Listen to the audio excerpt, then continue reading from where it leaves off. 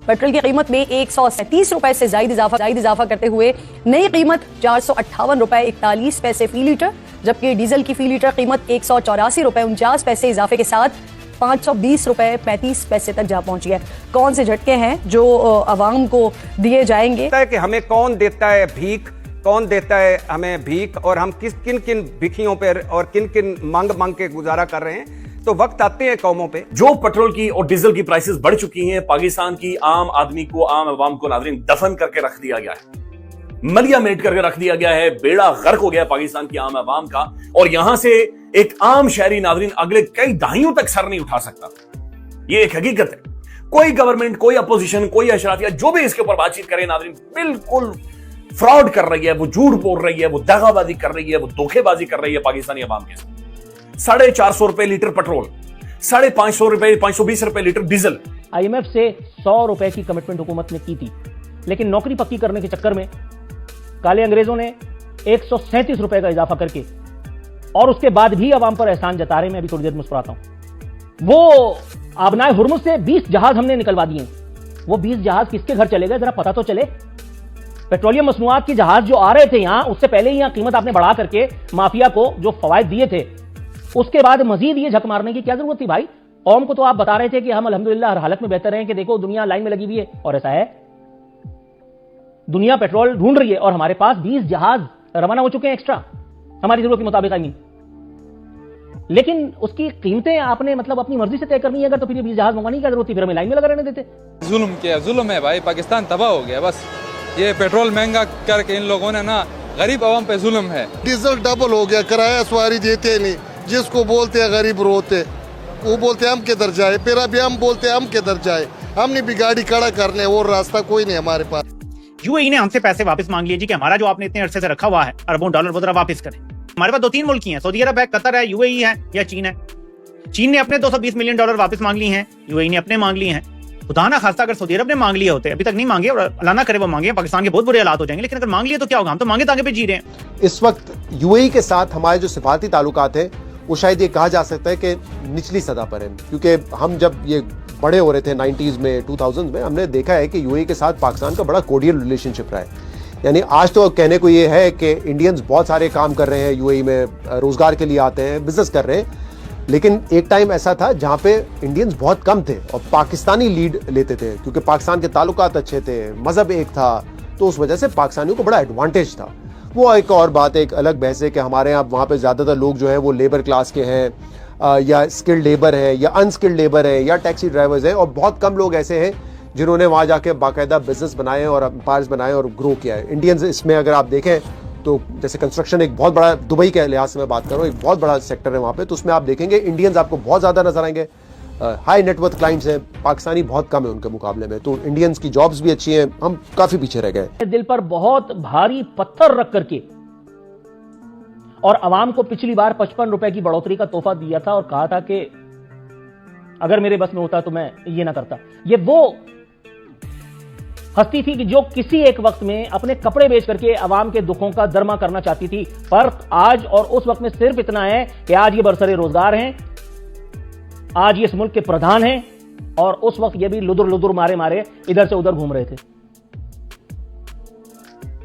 अब जो तस्वीर मैं आपके सामने पेश करने जा रहा हूं, ये हमारे हुक्मरानों की सफाकी, इनकी बेहिसी, इनकी बेशर्मी का एक ऐसा नादिर शाही और अजीब और गरीब नमूना है कि जिस पर जिस हद तक जाकर के आप कुछ कहें बेकार है, होना माना तो कुछ है नहीं। अंदाजा लगा लें कि भाई डीजल का मतलब यह है कि आपकी ग्रोसरी, सब्जी, दाल, पानी, खिचड़ी सब कुछ महंगा हो गया। पेट्रोल यानी आप ट्रांसपोर्टेशन, यानी आप मोटरसाइकिल पर सफर नहीं करने जोगे रहे। भाई मेरे जैसा बंदा, एक आम शहरी जिसके पास नौकरी है या 2-3 महीनों की कम से कम इतनी सेविंग है कि मैं महीने 2-3 गुजार सकता हूं, बगैर किसी से उधार उठाए 2-3 महीने में गुजार सकता हूं। कसम खुदा की 50 से 60% शेड्यूल मुझे अपना महदूद करना पड़ा है। सुबह उठते ही ये नहीं करना, वो नहीं करना, फलानी जगह नहीं जाना, फलानी जगह नहीं जाना, क्योंकि भाई पेट्रोल महंगा हो गया, मैं अफोर्ड ही नहीं कर सकता। चाय का एक कप जो आप कोयटा कैफे से 100 रुपए का पीते थे, वो वही चाय का कप आपको 160, 130, 140 रुपए का मिलेगा। तो इन रियलिटी टोटल खुलासा यह है नादरीन आपके सामने कि पाकिस्तानी अवाम बिल्कुल कफन पहना दिया गया है, इन्हें दफन कर दिया गया, ये अनअफोर्डेबल हो चुका है। मौजूदा हालात के अंदर एक डिप्लोमेटिक एक्सीलेंस पाकिस्तान ने शो करवाया है। ग्रेट, वेल डन, जबरदस्त भाई। हम खुद भी अपनी स्टेट के साथ खड़े हैं, हम तालियां बजा रहे हैं, सेलिब्रेट कर रहे हैं, आप तीसरी वर्ल्ड वॉर को अवॉइड करवा रहे हैं, जबरदस्त। यही होना चाहिए था, पाकिस्तान का यही रोल होना चाहिए था। Once in a century, once in a lifetime हमारे पास एक मौका आ चुका है। दुनिया आपको देख रही है, आपके पास ग्लोबल स्टेज है, लेकिन भाई आपने अपनी आवाम के लिए क्या किया? आपने मेरे जैसे बंदे के लिए, एक आम शहरी के लिए आपने क्या किया? आपने उनके साथ वो किया जो शहबाज शरीफ साहब कह रहे हैं, मैं सुनवाना चाह रहा हूं, आपने ये किया। डांग आपको फिरनी है इंशाअल्लाह। Thank you, thank. आपने डांग फेरी नहीं है, डांग आपने फेरी है, आपने ठीक ठाक डांग फेरी है और वाकईतन फेर दी है। पाकिस्तानी आवाम को इतनी इनकम्पिटेंसी नाज़रीन इस मौजूदा गवर्नमेंट, इंतहाई गैर संजीदा लोग, इंतहाई गैर संजीदा। मैं देख रहा हूं मरियम औरंगजेब साहब आकर ट्वीट करती हैं कि शहबाज शरीफ की एक्सीलेंस, और यानी अभी भी आप अवाम के मुंह के ऊपर थूक रहे हो यार, आप अभी भी अवाम का मजाक उड़ा रहे हो। रोटी खाने जोगा लोगों को आपने नहीं छोड़ा और आप अभी भी सपोर्ट कर रहे हो।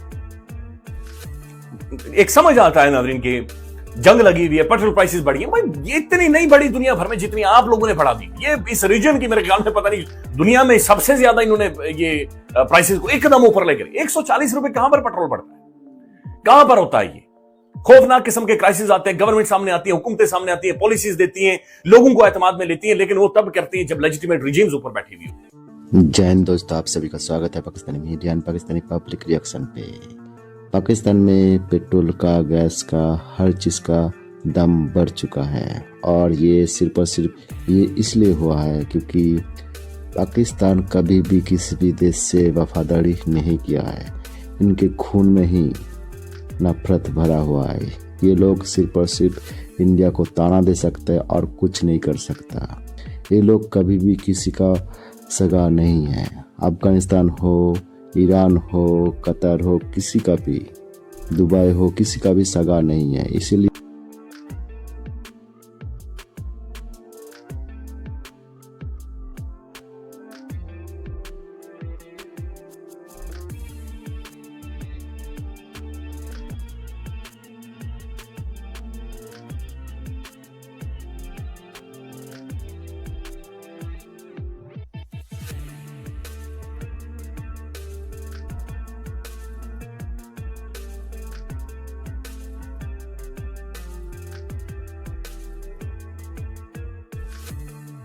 पाकिस्तानी पब्लिक को पाकिस्तानी गवर्नमेंट हमेशा गाजर दिखाता है कि इंडिया हम लोगों के ऊपर अटैक करेगा।